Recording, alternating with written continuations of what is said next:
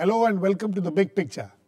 After months of speculation about a major reshuffle of the Union Ministry, Prime Minister Manmohan Singh has finally gone ahead with a major exercise inducting and upgrading and dropping many ministers.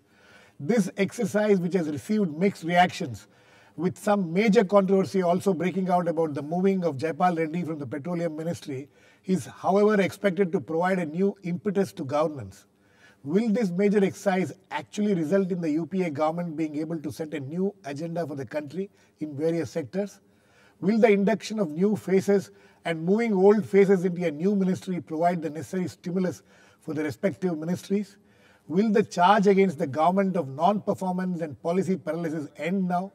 Or will the fresh controversies that have cropped up following the reshuffle overshadow the makeover and result in further paralysis? We will discuss all this today while asking the question, will UPA government be able to set a new agenda for the country? To discuss this, I have with me Mr. TSR Subramanian, former Cabinet Secretary, Mr. Vivek Karju, former diplomat, and Professor Zoya Hassan of Center for Political Studies in the JNU. Welcome to all of you. Mr. Subramanian, the purpose behind the exercise was to give some kind of a new face, provide some new impetus, give some new inspiration. You think this exercise will be able to fulfill those objectives of the government?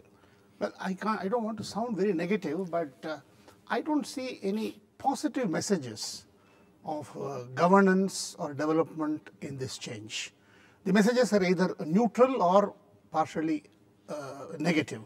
You said new faces. It's a rehash of faces. The stress is on Andhra, which is a key state now for a variety of reasons. And don't forget that UPA had come to power mainly because of Andhra, where they have lost a lot of ground in the last few years. So I don't know if there is a one-to-one relationship between number of ministers and electoral victory and number of votes. I don't know if there is any such formula, but there are no positive messages. If any, it is a little, without casting aspersions on anybody, somebody who has a very strong, under inquiry, the state government have said that they're doing a serious inquiry against one of the ministers. He has been given, he has been elevated. I think it is better to have waited a little bit, month or two, he is within a month or two. Similarly, the change you mentioned, Jaipal Reddy, it's been well known for the last 20, 30, 40 years that that ministry and two or three other ministries are quote-unquote captive to some business groups. It's been fairly well speculated. I think these are all, I get a feeling of blue bed to the brown. There is nothing much more. What one did not see, I think the key question for me was Rahul coming in or not? That has now been answered. That was one major area of interest. We have to see the next part, which is coming up to see where that happens. It is really a non-event. Don't forget that the government, UPA is struggling now. The run up to the elections. Next month is going to be... I think that's exactly the reason why this exercise was undertaken, to give that... But we don't see the message, we don't see the nexus. You don't see the nexus. Mr. Karju, a new foreign minister has taken over in this country. The previous foreign minister had a pretty long 3.5 years run, and now this new foreign minister has come. What do you think will be the impact on the ministry as well as the policies?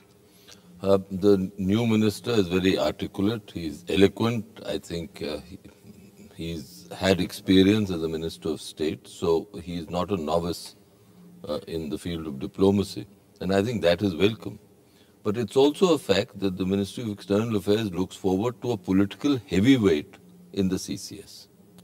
And Mr. Khurshid can claim many things, but he can't claim to be a political heavyweight. The CCS has others of the Congress party who are far heavier, quote unquote, yes, in terms of political standing. And I think that will be a disability to the ministry. But more importantly... But people tend to gain in stature once they get into this. But of course they gain in stature, but it takes time to gain in stature. And do you have time? You just have a few, the run-up to the elections, as Mr. Subramaniam said, is already here and now. Yes. But I think there's another aspect there. some of us who've been served in the ministry are extremely concerned about the institutional and autonomy of the MEA. At the moment, it's being overshadowed completely by the PMO. And I think Mr. Khurshid's first agenda would be... Would be or should be? Should be. Okay. And would be to restore that autonomy, quite frankly. But I think on the larger issue, if you permit me to say, the UPA has been dogged by corruption charges. Those corruption charges now concern the first family of the Congress party. Now, I've always felt... The Corporate Affairs Ministry, we have a new Corporate Affairs Minister. This point has been discussed yesterday. Many media people has been asking the question to the new Corporate Minister. This is something which we'll have to wait and watch, how this will be dealt with. No, well, till now it's being dealt by total silence. There was a flurry of statements. No silence. You can't say silence, there was a lot of noise. No, initially, flurry of statements, and now, it is, the Congress's approach is ostrich-like, as if it doesn't exist. Now, here want to make just one point. I think on corruption, they are on a far weaker wicket than the BJP. Because at the moment, the BJP's president is targeted. The president of the BJP can be changed, but the first family of the Congress party cannot be changed. There is no party without that family. Anyway, the BJP will survive. Yes. Zoya, coming to some of the other measures which we see in the exercise which happened yesterday. One is that for a long time, minority affairs has been taken, is something which has been just attached to some other minister. Now you have a full-fledged minority affairs minister. Rajendra Sachar report has come. It is this government's initiative. It was this government's initiative, and the complaint was that it has not been taken seriously, or implementation of it has not been done the way it should have been done. You think this is a good move? No, but I think before I come to the minority affairs, which is really, frankly, a very small part of the change that has taken place. What do you think is the larger part? I would say as reshuffles go, as cabinet reshuffles go, this is clearly major. There is no getting away from the fact that this is a very substantial, reshuffle, whether it's the UPA or you compare it with any other, in terms of the number of portfolios that have changed, number of people who have come in and all. Yeah, and in terms of the induction of new people. So now so it's a very substantial change, I think. Now, whether this is going to bring about the outcomes that the government is looking for, that remains to be seen. We are not in a position to judge that. But I do think that there is a message. There are 2 or 3 clear messages in this. And that is that I think the balance between government and party, which has been a major issue, I think that balance seems to have gone in favor of the government. And therefore, I think if you look at the key economic ministries, they've all gone to people who are likely to agree with the Prime Minister, which is that the focus has to be on growth in the remaining 2 years of the UPA government. That is to say, if it lasts 2 years. Because I think what is very interesting is that if you look at UPA 1 and you compare that with UPA 2, in UPA 1, I think they were able to strike a very fine balance between growth and equity, or between growth and redistribution, with the large number of redistributive measures.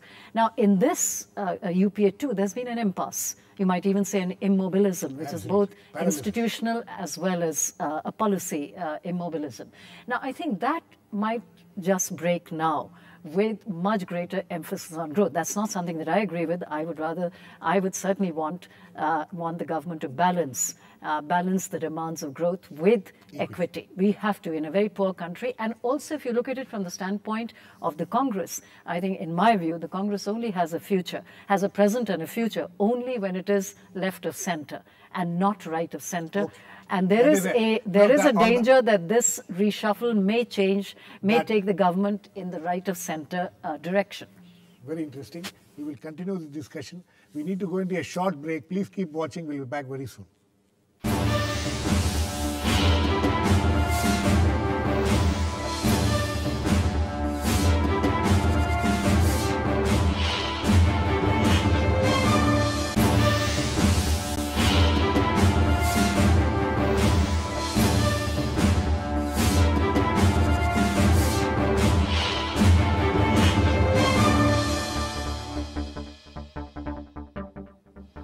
Welcome back. We are discussing whether the UPA government will be able to set a new agenda following the major cabinet exercise.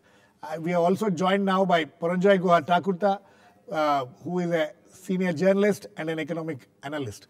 Paranjoy,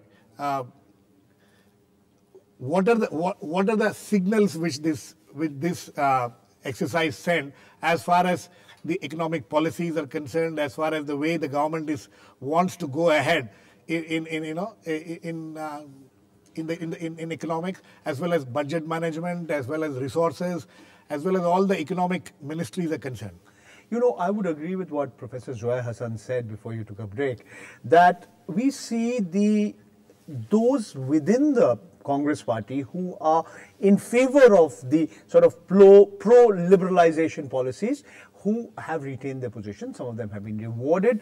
Interestingly, say Petroleum Minister, the former Petroleum Minister, Mr. Jayapal Reddy, he was perceived to be having a running battle with India's biggest corporate entity, Reliance Industries, yes, on the pricing of natural gas, on the whole contractual terms and obligations, the manner of audit of the way in which the Krishna Godavari gas, and what we see is, in a sense, he's been kicked upstairs to science and technology. So this kind of indicates that the government is kind of at this point of time, its pro-liberalization agenda is is right up front. And time alone will tell. Paranjoy, I have a point here. One more point. The time alone will tell whether in the coming budget or in the coming weeks and months, whether the government will be able to push through programs like the Right to Food program, the program to distribute free medicine to those below the poverty line, even the land acquisition bill, whether there should be 80%, and one last point, Girish.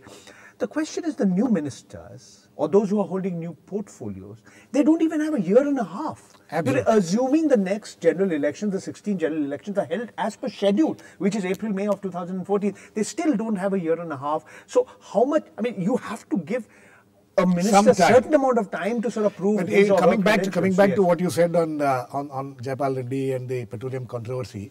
See, it's also said there are 2 points of view. One is that he was removed, he was doing good for the government in the larger interest of the nation and things like that. But there's also an accusation against him that he was being regressive, he was holding back the movement of holding back whatever had to be done. He was deliberately trying to be regressive and negative and all I would disagree with that point of view. Yes. Why? Because the Controller and Auditor General of India had given a scathingly critical report of the manner in which the Ministry of Petroleum and Natural Gas in the earlier dispensation had worked out a production sharing contract which was blatantly biased in favor of the quote-unquote operator, in this case Reliance Industries Limited, and the manner in which expenses had been inflated, what you call gold plating, and you see now the issue is there was a sharp fall in gas production that resulted in huge losses in terms of generation of power and to the economy as a whole. Now the issue is Mr. Jayapal Reddy, at least that's what all the newspaper reports and others said, he was sticking to the rule book. Now he wasn't allowing a hike in gas prices. Sticking to the rule book sometimes is seen as regressive or negative. Well, unfortunately.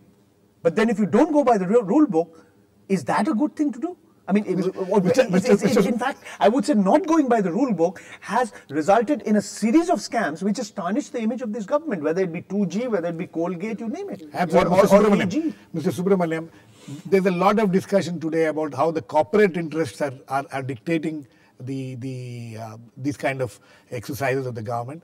Do you see that? Is that a reality, or is this something which very mechanically people talk about? I may not totally share Dr. Zoya Hassan's opinion about the magnitude or about the impact of the change, but I would certainly entirely agree with her that there is a signal of shift to the right. Right.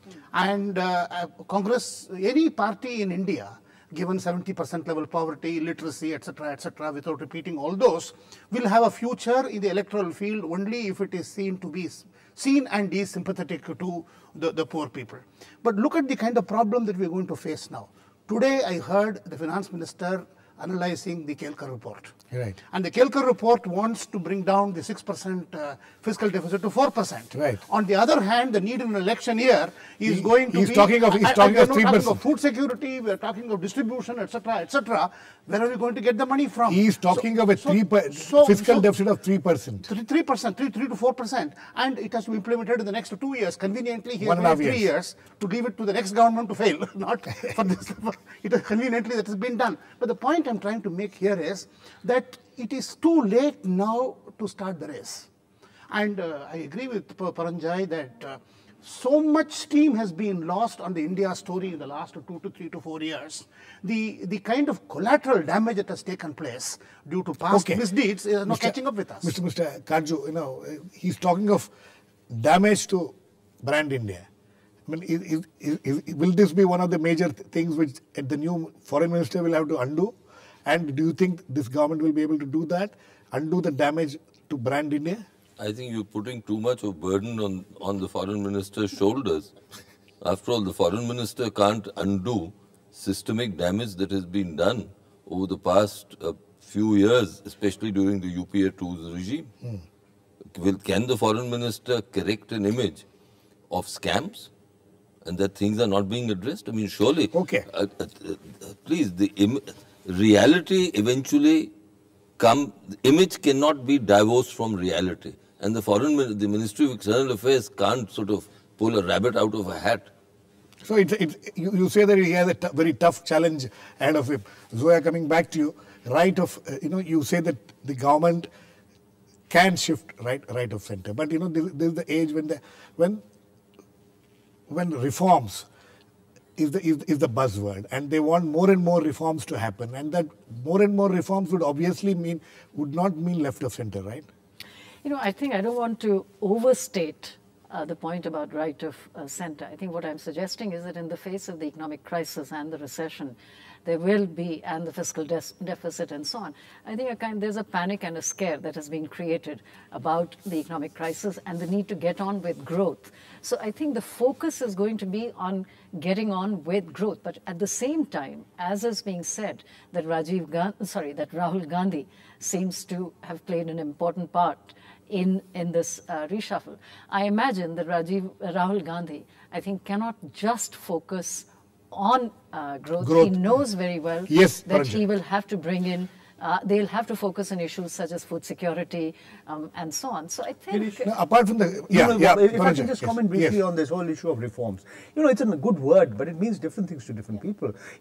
What kind of reforms? Are they truly inclusive? Is growth creating jobs? Most importantly, is growth growth resulting in food inflation coming down. I think corruption is a huge issue, but we have been hearing the Prime Minister and other ministers, and even at the party level, we have been hearing people talking about inclusive growth. It's not that they're not talking of inclusive. Absolutely, but the question is whether the growth has actually been inclusive or not. Yes. I think it's not just corruption. I think the single biggest failure of the government, and which is hurting the Aam Aadmi, has been its inability to control food inflation. And to me, that is the biggest shortcoming of this government. So, it's all very fine to say. But one second. No, we are talking of will this exercise help in alleviating some of these problems? I'm not so sure. I'm not at all sure about that. I mean, the fiscal deficit means nothing to the person on the street, but food inflation does. Yes, Mr. Kaju, quickly. How can this exercise impact on fundamentals? I don't understand. I mean, this is, to my mind, it's a cosmetic exercise. I know it's very widespread. It's widespread. But Mr. Subramanian. Only one short side point, the term inclusive growth. Well, inclusive growth is as if growth is fundamental, we want to include. It should be reversed. It is fundamental to improve the lot of the 70%, and it should also yield growth. In other words, I think it is the word is highly condescending. The word inclusive growth, I think the new terminology has to be coined. Paranjay, we are coming back to we're coming back to the old theory, trickle down. Whether trickle down will happen, is this a trick? See, does the government continue to think of trickle down, or do they go from down up? See, this is going to be a big issue in the coming winter session. Right. The government is saying foreign direct investment in multi-brand retail will be good for the farmer. The farmer will get higher prices. Good for the consumer will have to pay lower prices. But it seems that a very large section, not just of the political class, is willing to believe this. And willing to say Walmart will usher in this great revolution in this country. And therefore, the danger is that with foreign direct invest coming in, there might be job losses. So the point is perception and reality. The government is saying something, but it is being perceived very differently. That's the point I want. Okay, Zoya, one of the major moves which has been made yesterday was to bring in a new minister whom nobody expected in the HRD. Oh yes, yeah. Okay, and education reforms, matters of education has been a matter of huge controversy also. Kapil Sibal has been trying to introduce certain bills, certain reforms and things like that, but he's not been able to do it. So how important is this change as far as the HRD ministry is concerned? How will it impact the entire education sector itself? I think the change is very significant because it's very clear that Kapil Sibal, over the last 3 years that he has been HRD minister, he was really not able to move forward with the legislations that he wanted to introduce to change the structure of education, some of which were not good changes, but even things that he wanted to do, he was not really like regulating private universities. There are several different bills, malpractices in educational institutions and so on. Now, he has singularly failed to really break the impasse and even bring around Congress MPs, especially from South India, to support that. So I would say that this is significant. This is significant, but whether it is significant insofar as education is so important. Education, health, infrastructure, these are all very key ministries. So in that sense, this change, I think, is significant, and we hope that this combination of these three ministers, Pallam Raju, Shashi Tharoor, and I think Pundeshwari, she continues. It could rather change. late in the day to do this. Well, that of course we could say that we rather late in the day to make any changes. New legislation, new direction, rather late in the day. But at we can try. But at that rate, then if there was no reshuffle, we would have said that the government is is not doing enough. But now that they have minor points, they have brought about a reshuffle. I think we have to recognize that they have. Mr. Kapil Sibal had more than enough on his plate with telecom in it. And Mr. Pallam Raju, let's not forget it, is close to Rahul Gandhi. That's also popular. Mr. Pallam Raju has been so appointed because of Andhra considerations. Let's face it, this change which has taken place is on account of electoral reasons, on election reasons. They're heading into an election. I don't see these changes as signifying basic policy changes. If that had been so, it should have been done 2 years ago. Mr. Subramanian, what about upgrading these younger ministers, giving them independent charge? See, two is significant: power ministry and corporate affairs and all. You have these young ministers being given upgraded. I have a theory on that. Because power is one of the most important things. We are in the last year, and I think the party changes have to be announced the next day or two or three. I think there we will have a number of surprises there, number one. Number two, probably the weight has been given. It is a losing game that the UPA is playing now. Maybe may want to wait it out for the next term, and rather than people being exposed to too fast polling at this time, give them a break and come in the next series. I suspect this is the strategy. Yes, you think they are tail enders? I think there are two issues. One is that I think we have to look at this reshuffle and also the party restructuring that might take place. That is not might, it will happen. It will happen. So I think the two have to be seen together. And I don't think, if you look at it from the standpoint of the government, clearly these are significant moves they have made. But now we, as people who are outside the government, can certainly make an assessment, and I think some of the assessments that have been made around the table are correct, that this a reshuffle can do only so much. What you need is clarity within the party and between the party and government with regard to the inclusive agenda. And clearly in 3 years, this government has not delivered on the agenda of inclusion, which is what has left its own supporters very confused. It has not done enough, certainly, to contain inflation. And you certainly expect an economist Puranjay, last words to be far more effective. Any new agenda you can expect from this government in the next 1.5 months, 1.5 years, which it can actually implement it? I'll be very surprised. No, on the contrary, in the end 2 hours, same analogy, Lots of sixers will come now. You also get caught on the boundary line, but lot of wickets and sixers will come now. Yes. Food security. That's correct. Largest And a will lot of come catches now. on the boundary line. After having taken very, very unpopular decisions, including the hike in diesel prices, including placing a quota on subsidized cooking gas cylinders, I won't be surprised if populist measures, including the right to food, land acquisition, free medicines come. But I don't think it's going to make much of an effect. Okay. Anyway, we are completely run out of time. But the fact that it has generated such an animated discussion today means that this exercise is going to be watched very closely and seen how any important changes can be made and how any important developments can take place and how it will help the UPA government and the country as a whole. We'll keep watching. Please keep watching. We'll come back to you. Meanwhile, let me thank all my guests, Paranjoy Guha Takuta, Mr. Subramaniam, Zoya Hassan and Vivek Karjo. Please keep watching. We'll come back with another issue on The Big Picture, same time tomorrow.